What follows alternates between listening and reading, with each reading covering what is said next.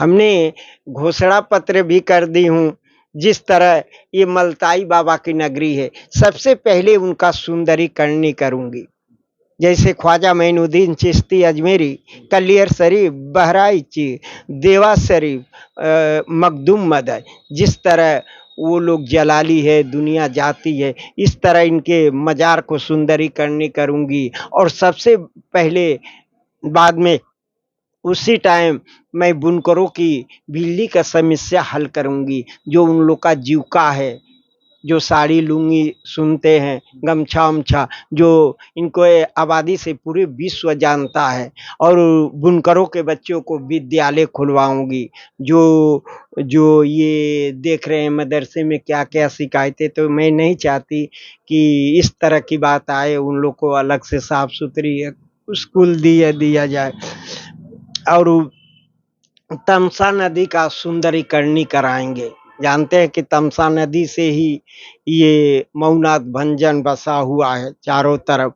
उसके बाद ढेकुलिया घाट पे वहाँ हिंदू और मुसलमान के बच्चे मर जाते हैं या मैयत हो जाती है, तो वहाँ अरशद और तैयब ने एक भी बल्लफ नहीं लगाया है, जबकि दोनों की जाँच चल रही है। और जितने वार्ड बढ़े हैं इस नगर पालिका के बाद 54 वार्ड बढ़े हैं।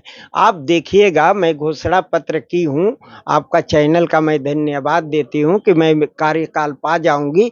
एक-एक प्रश्न पर पूछिएगा, मैं वो प्रत्याशी हूँ और वो मेरी माँ ने पढ़ाई है कि जनता के पहले वो घोषणा कर दूँगी कि किसकी लागत से ये कितना बन रही है।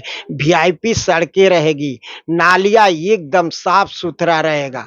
बात समझ रहे हैं? और वो भार जानते हैं कौन देखेगा? हमारी जनता देखेगी कि अच्छा काम हो रहा है कि नहीं हो रहा है। ठेकेदार कितना दिन में ये ठेका पूरा करेगा, वो सब मेरे जजमान के ऊपर रहेगा। बात समझ रहे? मैं उसको सौंप दूँगी कि इतनी लागत से बन रही है, तुम जाँच करना, पैर से इसको रगड़ के देखना, अंगुरी से इसको खोद के देखना कि हमारे पे इल्ज़ाम ना आए, क्योंकि हम इतने लागत से इस चीज़ को रोड का या नाले का बजट किए हैं। देखिए, सपना तो सर आपका बहुत है कि इस मऊ को मऊ बना दें, लेकिन बहुत लोगों के मुखों से हमने सुना है कि लोग कहते हैं कि जैसे सपना सभी लोग देखते हैं, लेकिन जैसे उस जगह के जाते हैं, उस पद पर जाते हैं, तो सब लोग उसी पद में फिर मिल जाते हैं, उसी अथवा में हो जाते हैं शामिल। तो ये भी थोड़ा-सा डर है कि आज जो तो आप वादा बहुत सारा कर रहे हैं, लेकिन जब उस पद को पाएँगे तो आप भी नहीं कर पाएँगे, ऐसा उसका उतने ही सोच है ना, वो रहा होगा नेताओं का, लेता होगा पैसा-वैसा, बात समझ रहे हैं? तो जो जिसका पीता खाता है उसी का गाता है। तो क्या अगर मैं झूठे बोल दूँगी, तो क्या रामायण महाभा झूठा बोलने का मतलब नहीं है। जैसे आपका तो सपना है, हकीकत की नहीं हम मऊ को मऊ बना देंगे। लेकिन जब उस पद को हासिल होने के बाद उस पद को पा जाएँगे, तो लोग कहते हैं कि दूध और पानी का अगर मिलावट होता है तो पानी कहेगा कि हम दूध से बिल्कुल अलग दूध को हम पानी में अपने में शामिल कर देंगे। लेकिन दूध में पानी मिलता है तो फिर दूध ही हो जाता है पानी। चलिए उस 5% वाले को क्या बताऊँ, मैं खोल के बता दे रही हूँ कि हमें सब जजमान ने दिया है, हमें मालिक ने दिया है, सब कुछ दिया है। अब तो ये कार्यकाल में, मगर उससे ये पूछ रही हूँ कि आखिर बताओ, अगर 54 गाँव-गाँव होता है, अगर साल में 220 रुपया अगर पाप समझकर हाउस टैक्स लगाऊँ, तो उससे पूछिए ना कि वो पैसवा मैं क्या करूँगी? बताइए, क्या करूँगी वो पैसवा? वो तो बोरा-बोरा का पैसा हो जाएगा और साल में एके बेर देना है। बात समझ रहे?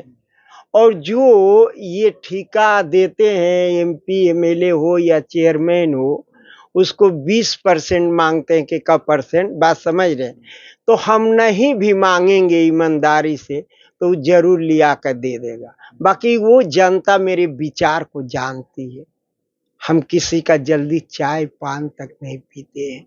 और 2 जिले से मैं चुनाव लड़ा हूँ, आकर बसा हूँ। कोई माई का लाल मुझे कह नहीं सकता कि 50 रुपया मेरे चीटिंगबाज़ी से लेकर गया है। हमने वो शोहरत और ईमान कमाया है। आदमी का चरित्र और रिकॉर्ड देखा जाता है। तब 3 शस्त्र मेरा ऑल इंडिया हुआ था। अब किसी डीएम के बहकावे में आ जाए, किसी महिला के कहने में, तो जब आप आए तब भी मेरे पे मुकदमा हो गया, झगड़ालू हो गया, रंगदारी लेने लगा। तब इसके पहले कुछ तो अंश होना चाहिए ना। बात समझ रहे हैं कि एक ही दिन में आदमी वो ताजमहल बना लेता है। हाँ, सीढ़ी पर सीढ़ी बना है ना। तो लेकिन सर ये आप 2004 में चुनाव लड़े थे, बता रहे हैं 2004 में लड़े थे, इसके बाद इतने दिन तक विचार में नहीं आया और एकाएक फिर इतने दिन गैप होने के बाद अभी। देखिए, हमने नहीं चाह रहा था, मगर इसने इतना अत्याचार किया मुख्तार डान ने कि हमको भी नहीं बख्शा। बात समझ रहे। हमने सोचा कि अभी जिंदगी में रही क्या गया है। अगर मैंने अपने अंदर सच्चाई मेरी माँ ने पढ़ाई है, अगर मेरे अंदर सच्चा ईमानदारी है, तो एक दिन तो दुनिया में मरना ही है। जो मेरा हासिल चीज है मेरी माँ ने पढ़ाई है, जिसने देखा है मेरी पढ़ाई लिखाई रहन सहन, ये क्यों नहीं इस दुनिया को बता दूं। बात समझ रहे हैं। रख के क्या करूंगा। बात समझ रहे। तो 2004 की बात नहीं है। जो भी अत्याचार किया है उसका विनाश हुआ है, और कोई भी सच्चाई से रिकॉर्ड अपना बनाया है, क्रिकेटर हो या खिलाड़ी हो, वो रिकॉर्ड बना भी है तो टूटा भी है। तो हम ये चाह रहे हैं कि इसका एक तो भाजपा लेकर चली गई, इसको विनाश कर दी, और जो कुछ बचा उचा है मैं इसको हटा दूं, कि ताकि फिर ये स्वर्गीय कल्पनाथ राय की धरती है। ये मैं कहना चाहती हूँ। चलिए बहुत सारी बातें हुई, लेकिन अब हम लोग अब देखते हैं कि क्या होता है। 4 दिन का समय और है, शायद 4-5 दिन, 4-5 दिन का ऐसे ही लगभग समय है, और उसके बाद अब दूध का दूध पानी का पानी हो जाएगा। और जनता भी उत्सुक है अपने मत का दान करके अपने चेयरमैन को चुनने के लिए। अब बाकी 4 दिन के बाद क्या होता है जी। कहाँ भुलाओगे मुझे सांसें जवाब मांगेगा, वो जब भी मुझसे मिलेगा हिसाब मांगेगा। शरीफ लोग मस्जिद में जाकर छुप बैठे, वो जानते थे कि राहत शराब मांगेगा। क्या तुम मुझे मिटा सकोगे, जरूरी तो नहीं है। क्या मेरा घर जला सकोगे, जरूरी तो नहीं है। आए हो इरादे से मेरे कत्ल के, लेकिन क्या घर तुम भी जा सकोगे, जरूरी तो नहीं है। जय हिंद, जय भारत। देखिए बहुत बड़ी बात कह दिए हैं, और आप लोग भी समझ गए होंगे कि इतनी बात, और अक्सर करके शायरी छोड़ते रहते हैं सभी के इंटरव्यू में, और इतने अच्छे शायरी छोड़ते हैं कि समझ भी नहीं आता कि शायरी सर कैसे सीखते हैं और करते रहते हैं। ठीक है, बाकी सर हम अब एक बार बात करेंगे। हम अभी जानते हैं आपकी इनकाउंटर हुआ है, अतीक अहमद के लड़के का इनकाउंटर हुआ है, उनके साथ और थे गुलाम अली, क्या कौन था, उनका इनकाउंटर हुआ है। इस पे बहुत जनता का रिएक्शन मैंने वीडियो में देखा कि कुछ लोग कह रहे हैं कि नहीं, सरकार का सराहना कर रहे हैं कि बहुत अच्छा हुआ, और कुछ लोग कह रहे हैं कि नहीं, गलत हुआ है, फेक हुआ है। इस पे सर आपका मत क्या है? वही तो बात आ गई कि 95% लोग हमको लाइक करते हैं, 5% नहीं लाइक करते। तो मैंने उसको जवाब दिया, अगर वो आदमी समझदार होगा तो समझ जाएगा। हमें कहने का मतलब कि जब बीएसपी और सपा थी तो ये गुंडा माफियाओं को देती थी टिकट। चलिए 1 मिनट मान ही ले रही हूं कि मैं आवती पैसा नहीं लेती थी। बात समझिएगा। तो हमारा ये कहना है कि ये जात बात का कार्ड खेल रहे हैं और राष्ट्रीय स्तर का बल लिख रहे हैं। तो क्या चमार बिरादरी में क्या लड़के आईएएस पीसीएस नहीं है, पैसे वाले नहीं हैं, छवि के साफ सुथरे नहीं हैं, उनको टिकट नहीं देना चाहिए? हाँ, सपा हो या बीएसपी हो, दोनों को मैं कह रहा हूं, अगर ये थोड़े थोड़े अंकुश लगाए होते तो बताइए, इन्हीं लोग की सरकार में वही अधिकारी था, वही जज था, वही सिपाही था, वही कर्मचारी था। बात समझिएगा, 44 साल में कोई जज ने एक हिम्मत नहीं जुटा पाया, और एक जज ने भी